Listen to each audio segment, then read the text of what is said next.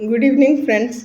मैं doctor Suman Sharma, working as a fitness trainer, आज आपके साथ एक फिटनेस का टॉपिक डिस्कस करने आई हूँ कि हम कैसे लंबे समय तक फिट एंड यंग रह सकते हैं, कैसा लाइफस्टाइल, हम क्या क्या फॉलो करें तो हम फिट रह सकते हैं। तो फ्रेंड्स, कुछ परसेंट तो हमारे ये जीन्स पे भी डिपेंड करता है, क्योंकि जिन लोगों के पेरेंट्स, दादा दादी लंबी उम्र तक जीते हैं तो उनकी लंबा जीने का वो भी रहता है, और बाकी हम लाइफस्टाइल मॉडिफिकेशन से चेंज कर सकते हैं। उसमें सबसे पहले आता है हमें कम खाने वाला, फास्टिंग करने का, कि हम अपनी कैलोरी कम रखें। और उसमें जो हमारे पूर्वज फास्टिंग करते थे उसमें शायद यही रहता होगा कि फास्ट करने से आपकी जो लाइफ है वो लॉन्ग होती है। साइंस ने रिसर्च करी, चूहों पे रिसर्च हुई है। एक तरफ चूहों को भूखा रखा गया, कम दिया गया, और एक तरफ उनको खूब फेड किया गया। तो कंपैरिजन में जो भूखे रखे गए चूहे, उनके जो थी लाइफ एक्टिविटी वो उनके कंपैरिजन में ज़्यादा थी। तो फ्रेंड्स, सबसे पहले हमारी लाइफ का सूत्र है कि खाने पे हमारा कंट्रोल आना चाहिए, जो हम माइंडफुल ईटिंग बोलते हैं, कि अगर मैं कुछ खा रहा हूँ तो क्यों खा रहा हूँ, वो वाला बटन हमारा ऑन होना चाहिए। तो वो हमारी लाइफ को लंबा करने में फ़ायदा करता है। हमारी अपनी भारतीय चिकित्सा पद्धति में तो उपवास को, फास्ट को एज ए ट्रीटमेंट यूज़ किया जाता था। इवन अगर कोई फीवर भी आता था तो ऐसा बोला जाता है कि आप इसको ना खाने को हल्का दें या ना दें, उपवास कराएं, इनको फास्ट कराएं। तो वो एज ए ट्रीटमेंट भी इसको यूज़ करते थे। इतनी लंबी हमारी चिकित्सा पद्धति चली है तो उन लोगों ने भी इस पे काफ़ी रिसर्च करी होगी। तो फ्रेंड्स, सबसे पहले तो हम कम खाएं। उसके बाद सेकंड पे आता है स्लीप। अपना स्लीप के साइकिल को सेट करें, अपना रूटीन बनाएं, डिसिप्लिन बनाएं। 10 से 2 बजे की जो 6 से 8 घंटे की स्लीप है वो बहुत ज़रूरी है। कई लोग हमसे बोलते हैं, मैम हमारा तो रात में काम है, हम दिन में 6 घंटे सो लेते हैं। और फ्रेंड्स, सोना तो हमारी मजबूरी है, हमारा काम है, बट साइंस ने जो पाया है कि जो रात की 10 से 2 बजे की नींद है उसका कंपैरिजन दूसरे टाइम की नींद से नहीं है।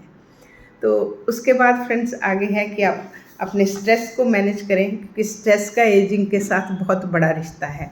जो लोग हमेशा स्ट्रेस में रहते हैं, पैनिक रहते हैं, उनका आप देखना हर बिहेवियर में उनका स्ट्रेस नज़र आता है, उनके फेस से नज़र आता है, उनकी स्किन से नज़र आता है, उनको रिंकल्स भी जल्दी आते हैं और उनकी एज भी जल्दी फास्ट होती है। वो 40 ईयर्स में ही 60 जैसे दिखते हैं। और जो लोग फ्री रहते हैं, अपनी लाइफ को अच्छे से मैनेज करके चलते हैं, वो 60 में भी आपको यंग लगते हैं। आपको पूछना पड़ता है कि आपकी एज कितनी है।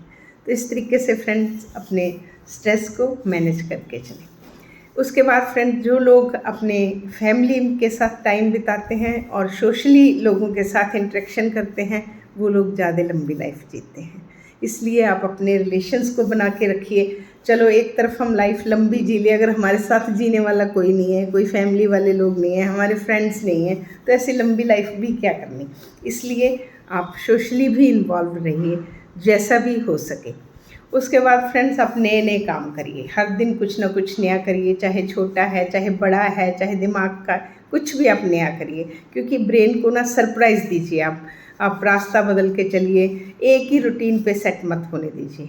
जब हम एक ही रूटीन पे सेट होते हैं तो ब्रेन ऑटोमेटिकली, उसको पता है कि यही करना, वो बिल्कुल हिलाता ही नहीं अपने आप को, वो एकदम जैसे जंग लगने वाली बात होती वो हो जाती है।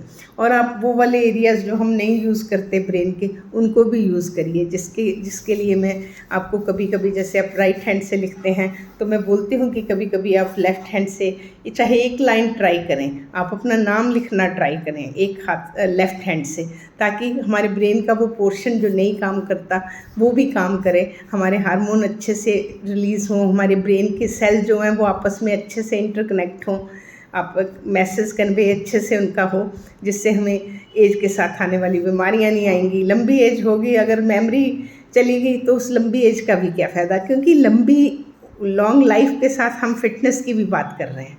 तो ये सब जो एज से आने वाली चीज़ें हैं, मेमोरी लॉस है, डिमेंशिया है, ये भी नहीं आनी चाहिए। तो ये सब तभी नहीं आएंगी अगर हम केयरफुली अपनी लाइफ को जिएंगे। उसके बाद फ्रेंड्स एक्सरसाइज आती है।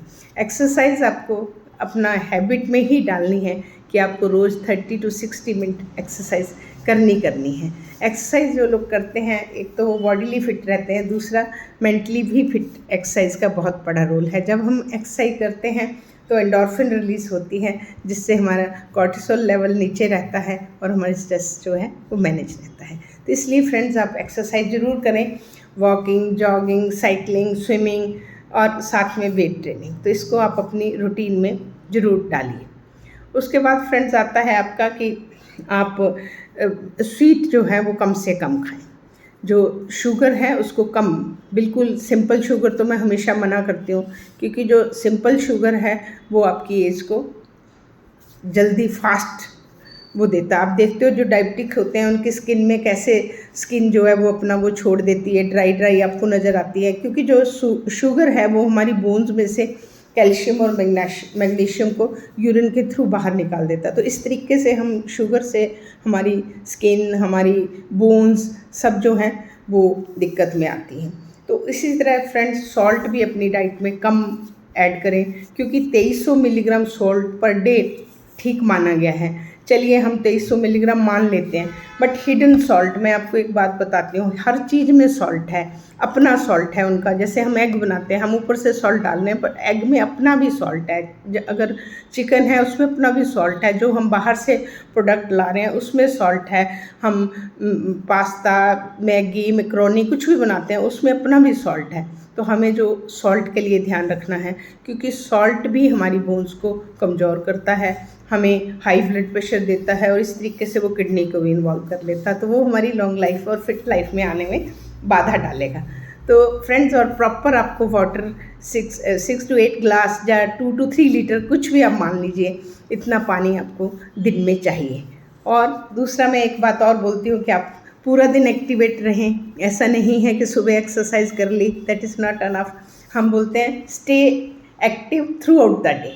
आपको पूरा दिन एक्टिव रहना है, चाहे आप ऑफिस में भी हैं, आप फ़ोन सुने, आप एक डेस्क से दूसरे डेस्क तक कुछ भी बात करने जाएं, कोई वॉशरूम जाएं, कुछ भी करें, तो आप अपने पूरे दिन में एक्टिव रहें। मैंने सारे पैरामीटर आपके धीरे धीरे टच किए हैं।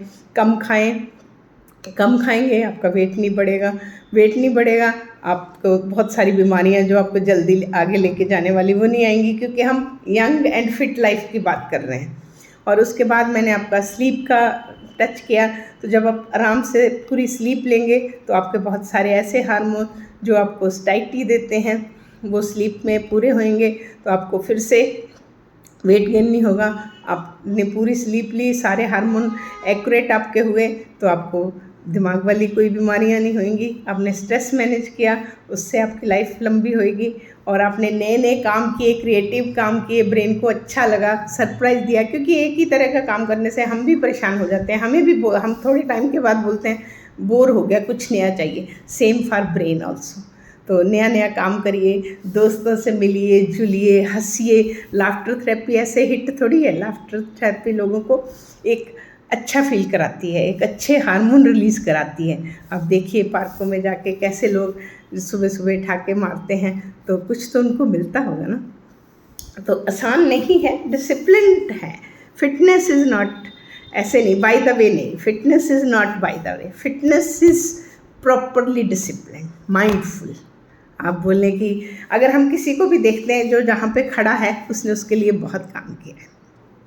तो फ्रेंड्स, बाकी लोग भी कर रहे हैं, आइए हम भी करें। तो इस तरीके से हम इसको फिट रहने के लिए ऑप्ट करते हैं।